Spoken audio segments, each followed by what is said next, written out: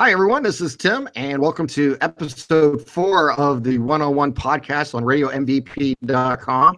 And today, my guest is Troy Chandler of Community.com, and we're going to talk about that community is and talk about DFS and just fantasy sports in general and how it's grown in the last, 10, 15 years, especially in the last 4 or 5 years with DFS and even season-long stuff. And just for a disclaimer case for anybody who want to know, I am a member of the FSC, and I subscribe to Troy's services, and I use it quite frequently.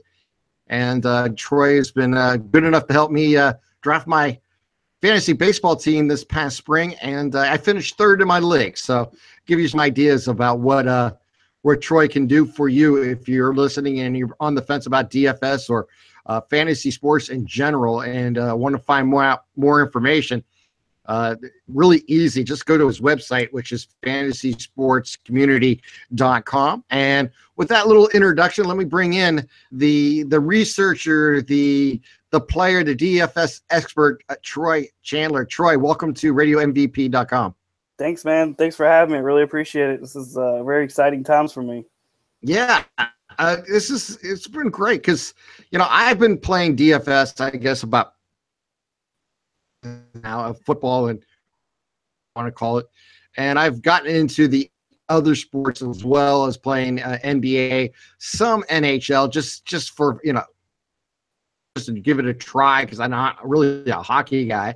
And but I've dabbled in all those sports that you have available. We're going to get into all that here, but more than anything, explosion of fantasy sports and what DFS has done to fantasy sports in the last, let's say, 3 to 5 years. Shoot, man, I've been doing this for 6 years. And yeah, like you said, the last 3 to 5 years, it's been an explosion. It makes sports more fun. Even women are getting more involved in sports in general just because of DFS. And everybody loves to gamble. I don't care who you are. Everybody has that itch to gamble, to put a little money out there to try to win the big one or just even hit the green. I don't know how many people just write me or email me, oh, thanks for doing what you do just because, I won a few dollars. It's the excitement that people love in DFS. I agree with you because I'm a small time player. I mean, what I mean by that, I'll play anywhere between $5 to $10 on a night. Not looking to get rich, looking to entertain myself and also challenge myself to win obviously win a GGP would be a phenomenal scenario. And we'll get into these turns here in a second, but just to cash a double up or to a 50-50 and stuff like that. It does make it more exciting. And if you're a fan of a certain team, there's certain players on that team that you may want to choose because it's good play. And it kind of changes the way you watch sports too, because now you pay attention to every game. It's not just individuals and how they perform. It really is, it's another level of watching sports and really becoming a fan of different games, if it's football, baseball, or basketball. Yeah, and you definitely analyze matchups a lot more when you're playing DFS. You really get into the analytics part, and that's what I'm very big into. My upbringing when I was a kid, I've always been into the numbers and why the numbers. I've always asked myself when I was younger, I would ask my dad, why is Mark McGwire batting right-handed and he bats a 321 right-handed? And why is he bat away even with a lower on-base percentage? I mean, I was always intrigued why. Yeah, and you know what? You brought up the analytics parts, and I was going to get into that here in a second, but so let's dive into that a little bit. When you talk about analytics, just for someone who may never have heard of DFS or fantasy, you're talking about basically stats and how the stats relate to not just fantasy sports, but how a player performs, correct? Yeah, stats. What I call is a stat diving. Again, just more examples of people on base percentage. I like using baseball a lot because I'm a huge baseball buff. OPS and on base percentage, when people like to study your averages. there's just so many stats that correlate together that can produce a good matchup.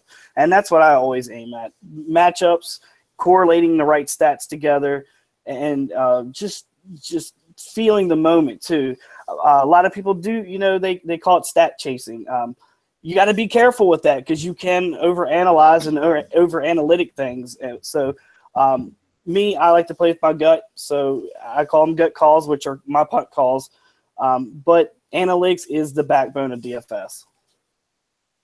Yeah, when you look at analytics and matchup, as you talk about, matchups in every sports is different, I imagine. Obviously, baseball is how the pitcher performs versus the lineup they're facing, or as you mentioned, just the consistency of certain batters, have for a season and what they do or how they perform against a left-handed pitcher versus a right-handed pitcher and stuff like that.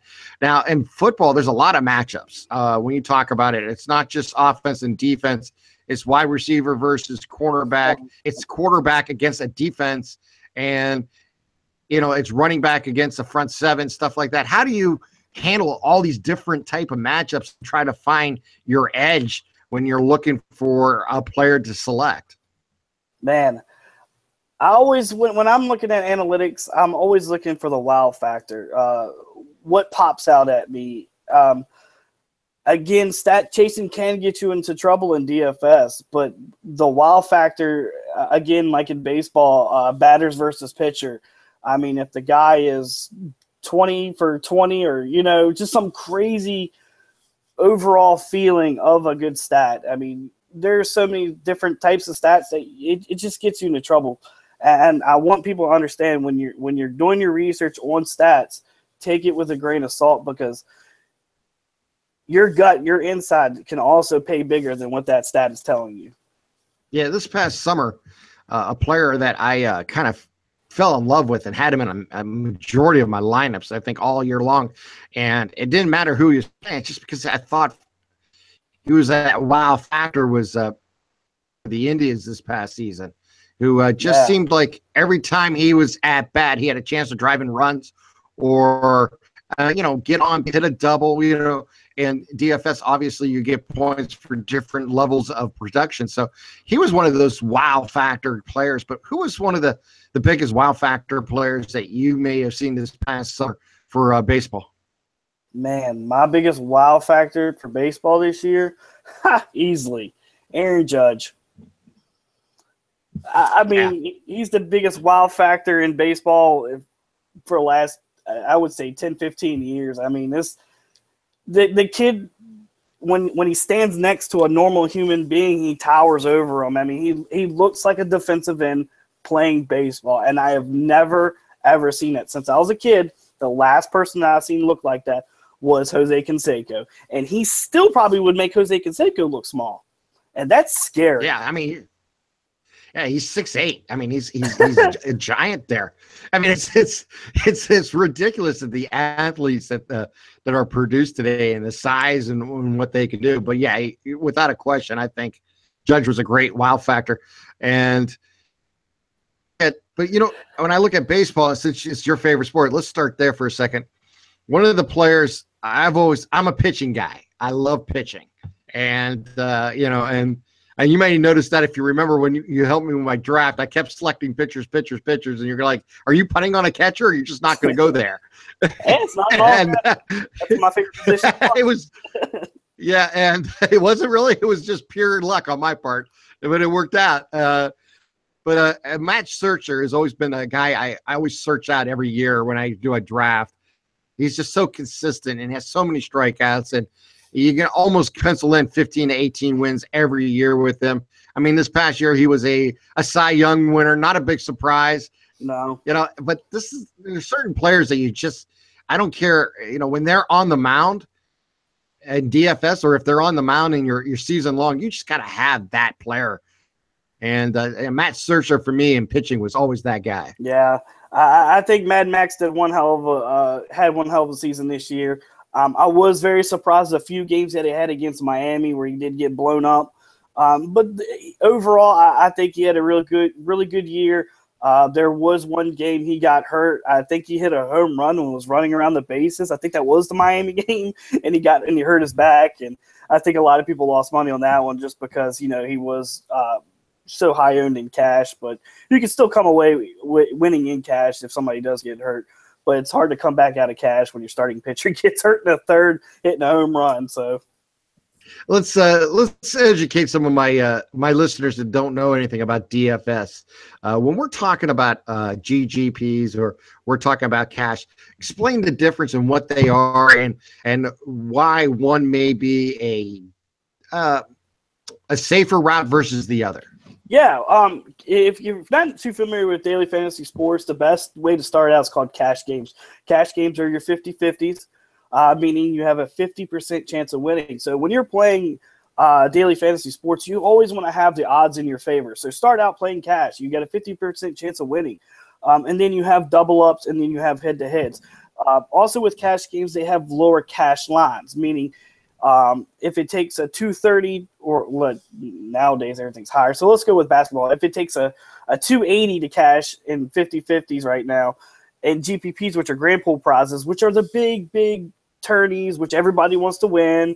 And of course, they have the big boy payouts, but those are really, really hard to get in. Those are true lottery tickets. I mean, so to better your odds, to have a good time, to go along with the sport and to go along with your hobby, because that's what DFS is. People forget this is a hobby. You're not going to make a living off of it. There's a very few of us that have and continue to make this a living off this, but it's very hard. So play cash games, play your 50-50s. You get a 50% chance of winning. You'll have a great time doing it, and you might win a little money. But again, I get too many customers and I get too many people that see all these other people tweet out these huge big wins. Well, these big guys that are winning these big grand pool tournaments they have 150 max entries. That means they're paying $8 times 150 for their entries, or whatever the entry fee is. Let's just say it's $8. So that's 150 times 8. Most people can't afford that, and they're using line optimizers. Right. Optimizers are based off projection and projections and cap mixed together. So they're putting 150 different lines in, so their odds are going to be a lot better. We all can't go against some type of people. I personally can't because I play cash a lot. I am a cash line king. I love playing cash. I play a high amount of cash. It keeps me going. It keeps this business going, and it keeps me from getting a real job. So cash is king. We say that a lot in my community, and I'll continue to preach that till DFS is done.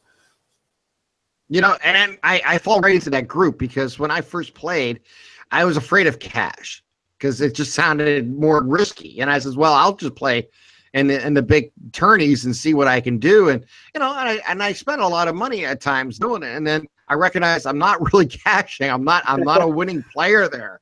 And then about a year ago when you started up, I started saying, maybe I should play more of this cash stuff. I was kind of afraid because of the word cash, I'm like, I don't want to gamble. I want the lottery ticket. And then I realized if I'm playing as small as I do, like I said, $5, $10 a night, if I win 15 or 20, I'm doing a really good night. And if I lose 5 or 10, it's not the end of the world. For me personally, and that's the way I look at it.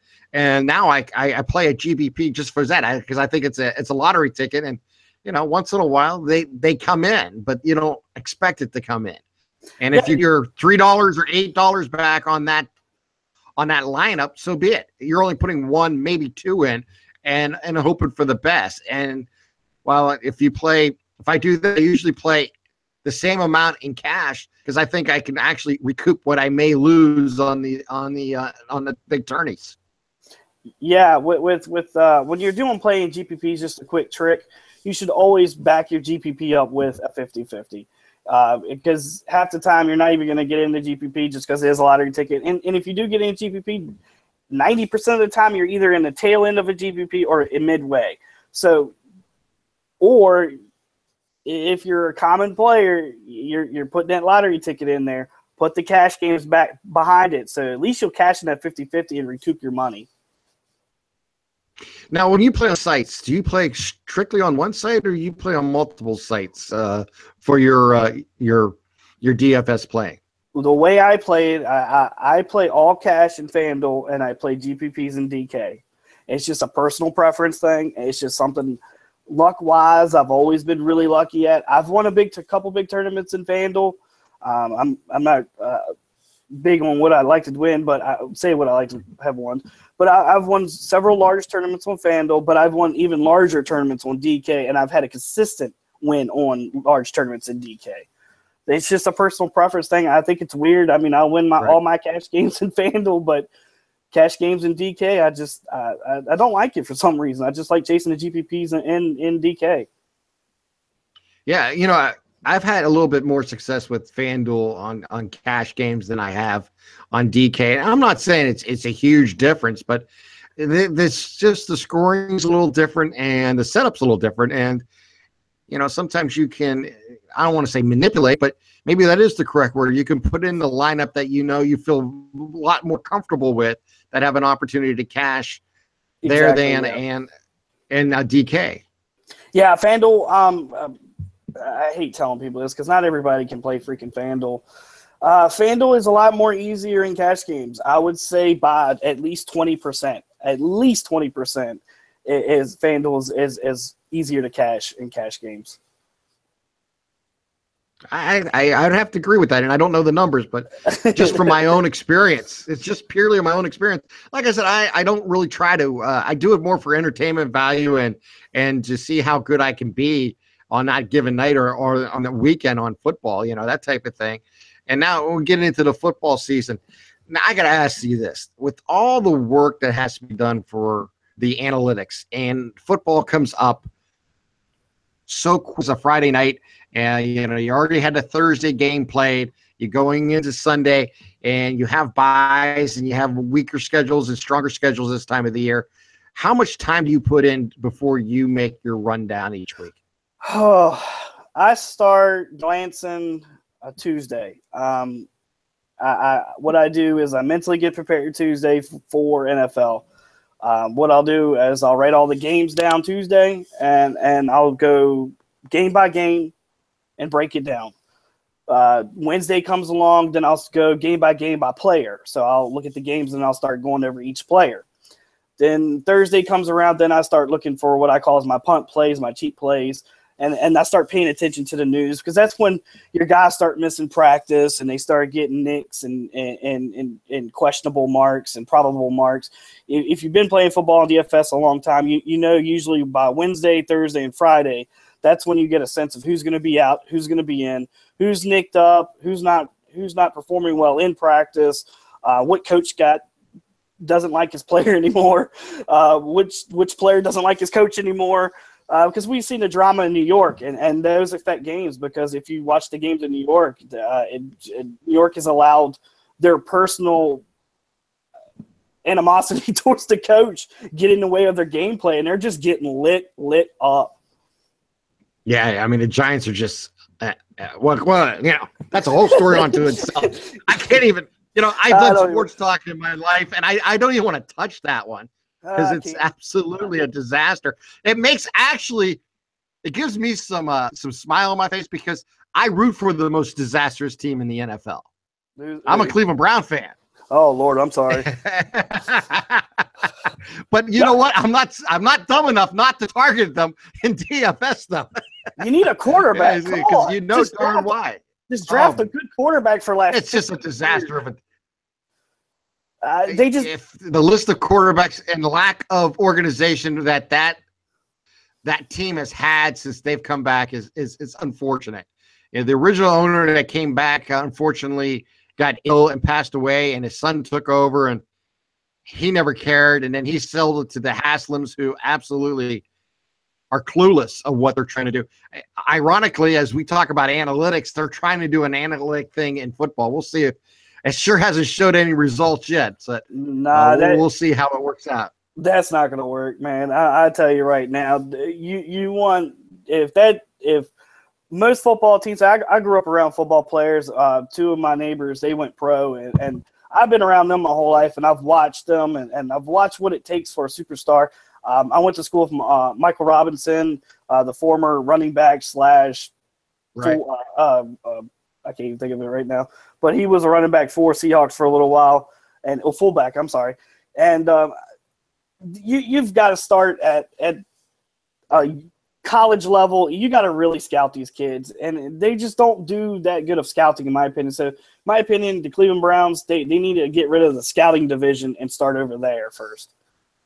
I don't disagree. And that, the thing with just football in general, and I've been around it for a long time I said, I've done high school, college, and pro reporting and stuff like that over the years. And one of the things I've noticed, if you don't have a front seven on both sides of the ball, I don't care who you are, you're not going to win.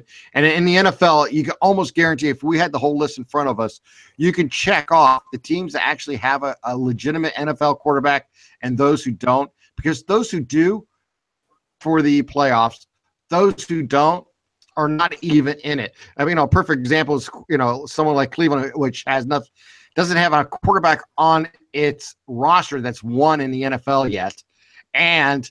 Or like Denver, for example, they don't have a proven quarterback on their roster, and you can see what disaster they're having, as we're, entering week 11 or 12 this week. And it's amazing to see how these teams, and I just think the talent pool for quarterbacks is so small today that you just got to keep drafting until you find one. Or if you can, steal one from another team. I mean, look at the Patriots. They already traded 2 of their quarterbacks away this year. I mean, how lucky are, San Francisco to get what they've got in the trade and of course, Indianapolis. I mean, it tells you how valuable quarterbacks are in this league. Look at the Eagles. Exactly. Look at the Eagles. Look what Carson Wentz is doing. Look at the Eagles. One of the best quarterbacks I've seen in years comes from South Dakota. Come on, man. I mean, exactly. Scouting, I'm from Youngstown, Ohio. I'm from Youngstown, Ohio, and I watched him play his 4 years there because they play in the same conference. So, I knew the kid could play, and I was like, well, it makes me heartbroken and disgusted. I've seen it too many years of that, but let's get into a little bit more about DFS and season long. Obviously, you mentioned you started, you've always been a fan, but you said about 6 years ago. But when did you see the switch go from, in a sense, fantasy season long, where everyone talked about it, to now talking about playing on a daily basis? Man, I've from season longs has been around forever. I remember doing season long when Yahoo first introduced season long drafts, and you would sit in the room with all your buddies, and you would wait for the clock to tick down, and season longs just I think season long is your staple in fantasy sports, and I think people who play season long are starting to branch out to daily fantasy sports. But for me, I would say I've been playing season long for at least 15 years. I mean, I started at a really young age. Yeah, no, I've been playing for half my life, and I'm 50 years old, so yeah. I know what you're saying. And I've been playing season longer. One league, my friends have been involved even longer than I have. And I think they said last year it was their 35th year in fantasy football. So what's going on? It's almost like generations now. Yeah, well, the way I started out was I think I was like maybe 11 or 12, and my dad, he works at a big plant, and they do pools, football pools. And I think he actually got into season long one time because he would come home and he would ask me for advice, and I would give it to him. And I remember 2 years later, I was like, "Dad, don't you need advice this year?" And he was like, "They kicked me out. I won too much." So I think that's when I knew right then and there I had something that was different than what most people had. Let's talk about your company here, Fantasy Sports Community. Where did it start, and how did you get the idea of helping others learn about DFS and play daily fantasy sports? Yeah, I actually started this company a year ago today. Well, not today, actually, maybe a year ago in a couple of days. But where this really originated from was a few years ago. I was on Twitter, and I met a couple people that actually got ripped off, and they would buy lines from people, and they were buying bad information as well. And I sat there and I said, I make a decent living at this now at this point in my life. What can I do to help these people become better DFS players? So I started DFS Daily News on Twitter. So what I would do is I would basically sit there all day long and I would call out to people and say, don't go to this guy because he's ripping people off. And don't go to this company just because they're selling bad information. So I started that probably about 2 years ago, and I did it for a year. And I also gave out free information during that period of time. I gave out a description of what chalk plays meant. I gave people bankroll advice. I mean, I gave out hundreds and hundreds of hours worth of free information and worth my time. And I built a core around that. And my friends started messaging me, man, hey, can you give me a cheat sheet? And I was thinking to myself, what the heck is a cheat sheet? What can you actually cheat in DFS? You can't really cheat. And he gave me the idea. He was like, just write down a couple core players that I might be interested in. So I started writing down, and, I started basically giving him my research, photocopying. I would photocopy it and send it to him. And years time went on, and he messaged me back after a year's doing this, and he said, "Man, I'm up huge. I'm up 70% in my winnings. I was only winning 10% of the time. Now I'm winning 50% of the time. I'm winning 60% in this sport." So my wife heard about it, my dad heard about it, and they just urged me on to do what I love, and that's to research and sell it for a dirt cheap price. I only charge 10 a month. Most of these places charge 25, 50 a month per sport and this and that. I mean, I'm honestly, and most people will tell you, I am one of the best values in DFS around. I can agree with that because it was probably about a year ago, maybe a little longer than I met you probably on Facebook, and you were doing some of the free stuff at that time. And I was contacted, how you get unsolicited contact about, I have the best lines and all this. And, out of pure, boredom and, well, let me give this a shot. Let me just see what they got. And I did it.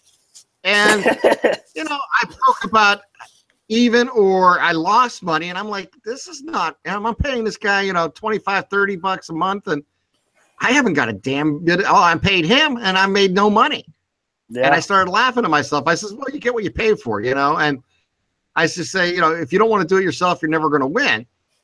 And that's when I made a decision that I just be a part-time guy, as someone who enjoys fantasy sports and wants to do it, and not really try to, always have the dream of a big win, but not worrying about it. You know what I mean? Yeah, that's the best way to put in the like I said, the $5-10 a game or night type thing I may do. And if I, nights in a row where I win, then I'm going to have a good week. And if I go 3 nights when I lost, I'm not going to really, worry about it. If I take 2 or 3 nights off, I'm not going to worry about that neither, because it's just, more of the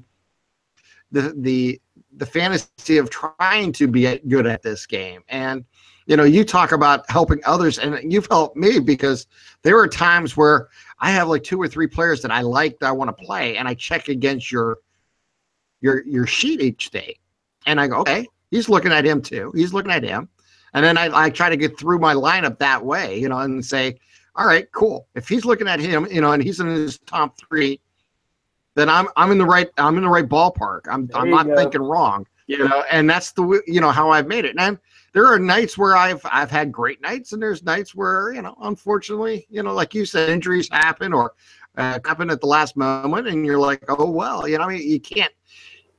That's the roll of the dice of daily fantasy. It's just some things you can't control, and bad nights. Hey, players are human. Players, I know players. They are as human as you and I, and they're going to have their off night. They're going to have their night where maybe something at the house was bothering them all day long, with their family or something, and they just, can't concentrate as much as, you would expect them to. But Trust me, I've met them. Yeah, they may have more money than you and I, and they may live a different lifestyle, but in the end, they still have the same problems and the same opportunities and the same outlook in life that you and I have each and every day. It's amazing, but it's true. Yeah, I play off their emotions. A lot of people think I'm nuts. My wife has seen it before. I play off players' emotions. I've skipped on players that got divorced. I've played players that's on their birthday.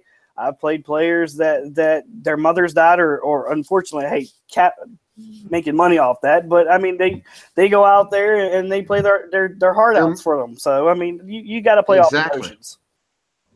No, I mean, because sports is emotional.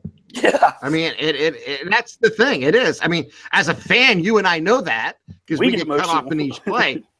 Right.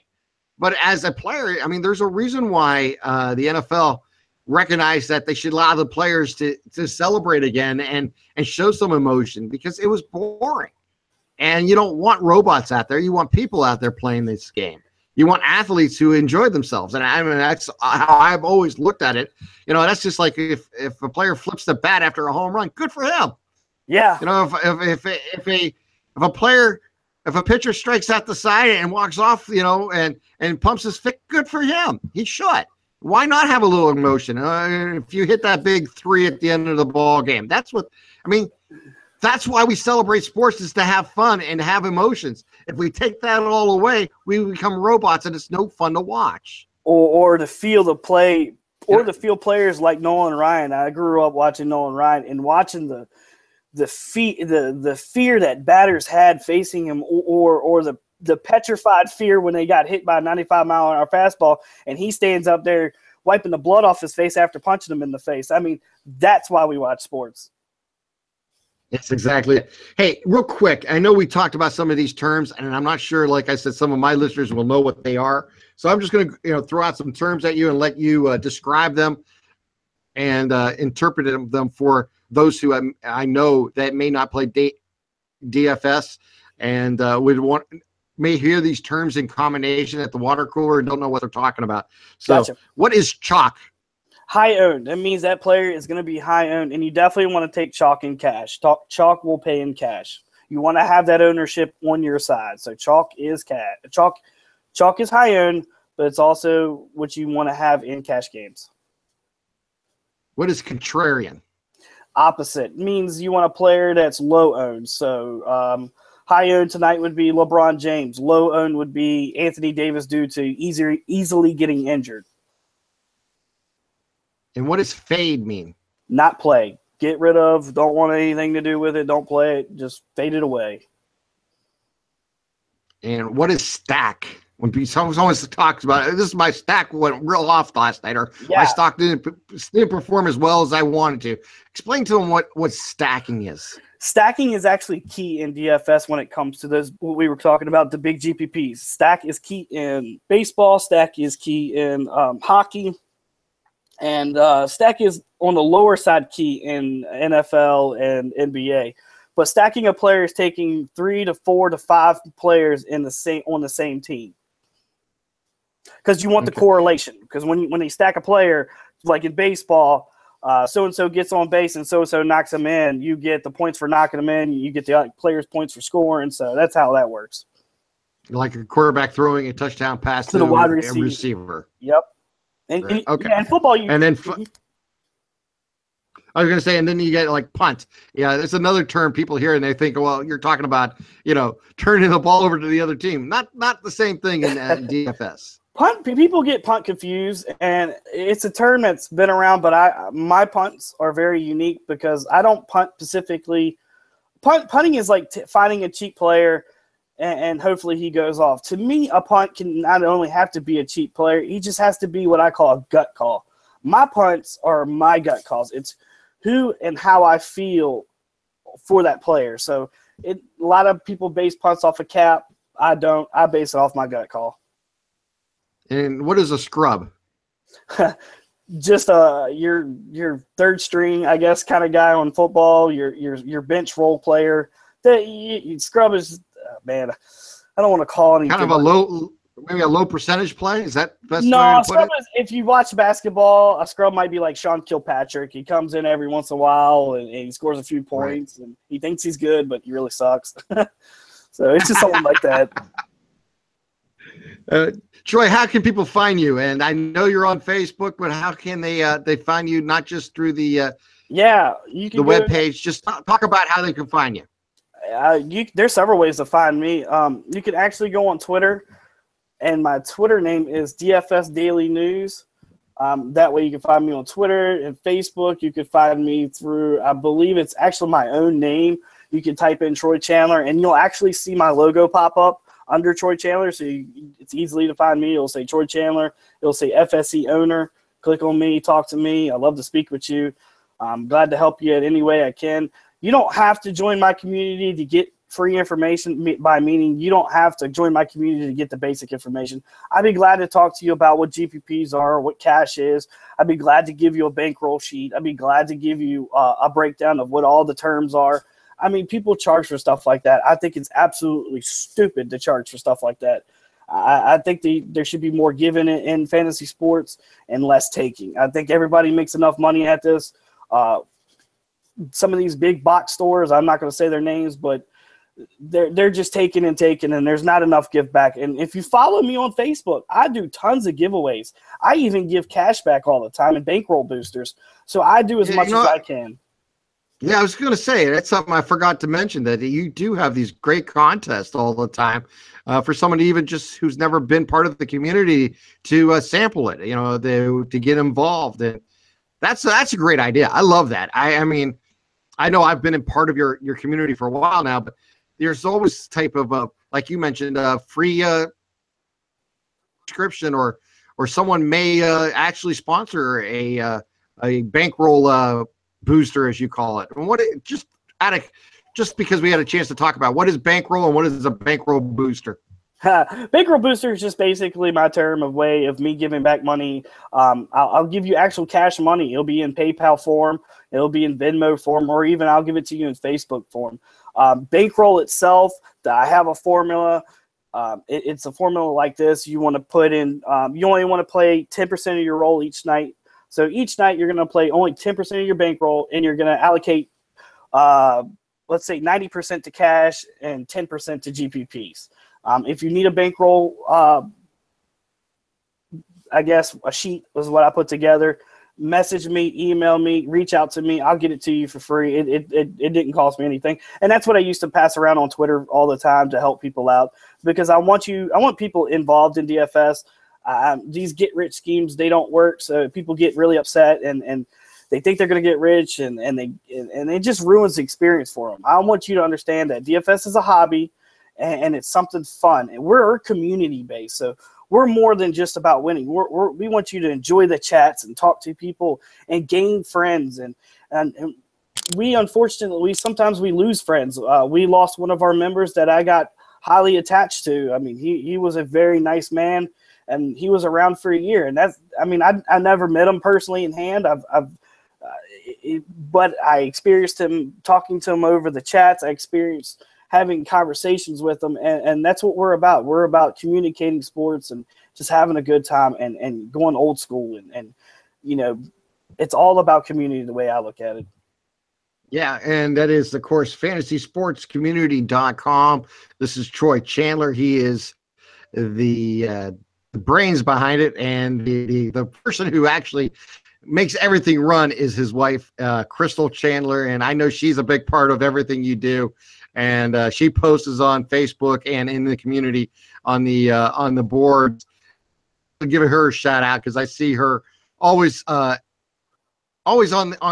and really promoting not just the business, but trying to help people out. And it's really is a cool thing that the two of you have going together. And I see that T-shirt and behind you. Go ahead and give a quick plug about that.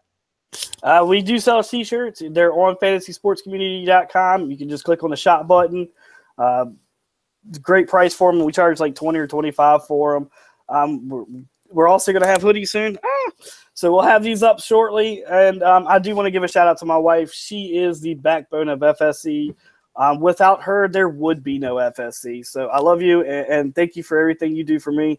and you are my soul and my backbone. So thank you for what you do, hon.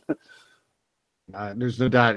Those are the people who matter most, and they always seem to always have your back when you need it the most. So I wish you both nothing but the best. That is Troy Chandler. He is from fantasysportscommunity.com. And if you want to find out more information, just go to that fantasysports.com. Check them out on Chandler and it was a daily DFS Daily News on Twitter, correct? Yes, sir. DFS Daily News on Twitter. So you get all your information from the NFL, Major League Baseball, the NBA, NHL, MMA, golf, and NASCAR. So if you're into sports, and like I said earlier, he'll even help you with your season long because he helped me this year, and I ended up in third place. So I can't complain at all. I was very, very thrilled this year with my fantasy baseball team, and I have a lot of thanks to you, Troy, for your help and helping me draft that team. Yeah, I don't want people to forget. I do season long, and I do NFL season long cheat sheets, MLB season long cheat sheets as well. I'll have NBA season long cheat sheets next year. But I am big into fantasy season long, so hit me up. I'll talk it all day. You can join the community just for that. That is Troy Chandler from Fantasy Sports Community. I want to thank him for coming on my one-on-one podcast here on RadioMVP.com. I hope you check out all our podcasts on Radio MVP as we covered the high school football season this past year. As a matter of fact, this is the first Friday in 14 weeks that I haven't been at a football game as our season ended this past week for myself. Basketball is coming our way, and I'm looking forward to covering that. And also, we're going to have, of course, more of these one-on-one interviews with different people from across the nation, as we've talked to quite a few different people, and it's going to be not just sports-oriented, but it's just about anybody of interest. So if you ever have somebody you want us to, or want myself, I should say, to talk to, just send me a line here at tim@radiomvp.com. Or you can hit me up on Twitter. I have two accounts. One is The Real Radio MVP. That is for, of course, RadioMVP.com. And just myself, Tim Continenza. And you can find me both on Twitter and you can find me on Facebook. Real quick, give us a like. And if you like this podcast, go to Apple Podcasts. Give us a 5-star rating and a 1 or 2 sentence review as we try to boost up that on Apple Podcasts too. As you can find us on Facebook at facebook.com/Radio MVP pod. Troy, once again, thanks for your time. I appreciate it. I can't wait to get going this weekend for the NFL and get ready myself because I haven't paid much attention to basketball because of my previous things, but I'm looking forward to start jumping into the NBA here real soon. Well, I appreciate you, Tim. Thank you for having me on, and thank you for being a sub with FSC. We really appreciate you. All right, that is Troy Chandler from FSC, and we'll be back right after this. Or actually, we're not going to be back at all. I just like saying that because that brings me back to my days on radio. We'll talk to you soon as we'll have more from Radio MVP Sports Podcast and my one-on-one specials. Talk to you soon.